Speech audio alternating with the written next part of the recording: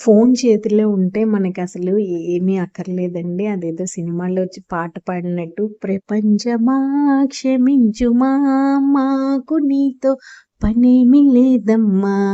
ఈ పాటలాగా ఫోనుందనుకోండి, అసలు మన చుట్టుపక్కల ఏమవుతుంది, ఏంటి అన్నది అస్సలు మనం పట్టించుకోము. అందులో మనమే క్రియేటర్ అయితే ఏ రీల్ ఎప్పుడు చేద్దామా, ఖాళీ ఎప్పుడు దొరుకుతుందా, ఇందులో ఒక రీల్ చేసేద్దామా అనే ధోరణిలోనే ఉంటాము. ఈరోజు నేను, అక్క వాళ్ళైతే సినిమాకి వెళ్ళామండి.